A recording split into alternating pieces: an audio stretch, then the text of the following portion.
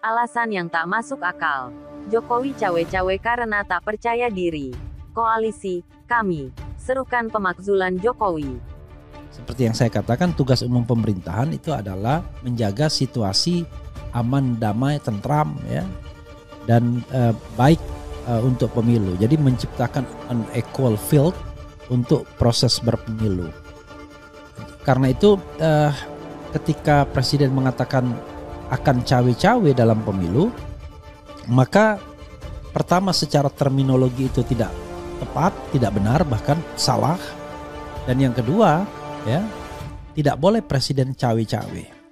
Karena yang dibolehkan adalah Presiden itu berdiri di depan untuk menjaga kondisi yang kondusif sebagai primus inter pares, sebagai chief executive, sebagai the head of government. Selain itu ya nggak boleh dia. Karena cawe-cawe itu adalah ikut-ikutan, campur tangan, ikut membantu dan lain sebagainya. Nah, dalam konteks Pilpres, Presiden tidak boleh cawe-cawe, tidak boleh ikut-ikut membantu, apalagi cawe-cawenya itu bicara tentang keberlanjutan, memenangkan orang yang sevisi dengan dia dan lain sebagainya. Nggak bisa. Kalau Presiden baru terpilih, sebagai warga biasa dia sampaikan saja aspirasinya, kan begitu. Kalau memang bagus apa yang diletakkan Presiden Jokowi, tentu akan dilanjutkan Presiden berikutnya. Persoalannya, terkesan Presiden tidak percaya diri. Itu the point is, ya, itu poinnya. Kok bisa Presiden tidak percaya diri gitu?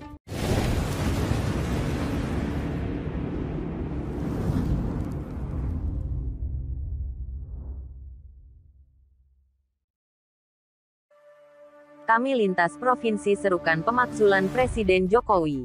Dilansir dari demokrasi.id, kami lintas provinsi serukan pemakzulan Presiden Jokowi. Koalisi Aksi Menyelamatkan Indonesia kami, lintas provinsi mengeluarkan pernyataan keras agar rakyat bergerak memakzulkan Presiden. Dalam rilis yang diterima redaksi FNN, Rabu tanggal 7 Juni tahun 2023, kami menemukan beberapa alasan perlunya menurunkan Presiden di tengah jalan. Antara lain, bahwa tindakan Jokowi sebagai Presiden aktif sekaligus kepala negara, cawe-cawe atau berpihak secara langsung bahkan ikut aktif sebagai tim ses memenangkan capres pilihannya telah melanggar sumpah jabatannya yang diucapkan atas nama Allah, diantaranya berkewajiban bersikap dan bertindak seadil-adilnya. Bahwa Presiden secara sadar telah melanggar sumpah jabatan akan berlaku adil, serta memaksakan keinginannya untuk menempatkan pengganti dirinya dan secara vulgar menyatakan dirinya akan cawe-cawe memenangkan pilihannya pada Pilpres 2024. Sehingga berakibat Pilpres 2024 tidak berlangsung jujur dan adil. Bahwa tindakan Jokowi untuk cawe-cawe dalam proses Pilpres 2024 secara vulgar diungkapkan pada media telah melanggar TEP MPR No. Pi tahun 2001 tentang etika politik dan pemerintahan, diantaranya mewujudkan pemerintahan yang bersih, menumbuhkan suasana politik yang demokratis yang bercirikan keterbukaan, rasa bertanggung jawab, tanggap akan aspirasi rakyat, menghargai perbedaan, jujur dalam persaingan. Bahwa TEP MPR No.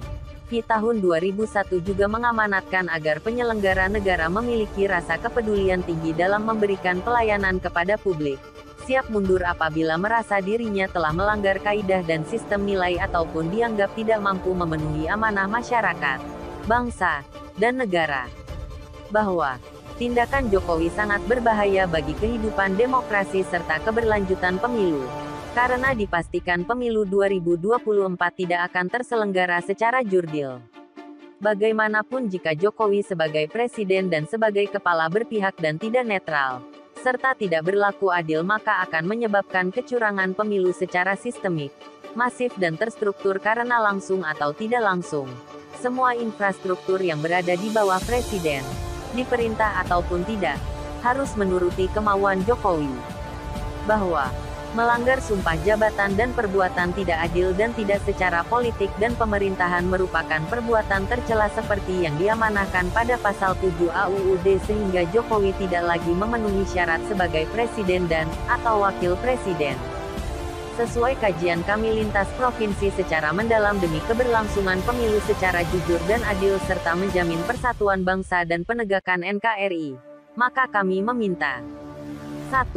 Agar DPR segera bersidang untuk melakukan proses pemakzulan Presiden Jokowi karena tidak lagi memenuhi syarat sebagai presiden dan/atau wakil presiden karena perbuatan tercela melanggar sumpah dan etika politik pemerintahan. 2. Jika DPR, MPR dan MK tidak mampu melakukan proses pemakzulan tersebut, ini berarti bahwa ketiga lembaga tinggi negara tersebut tidak lagi berfungsi.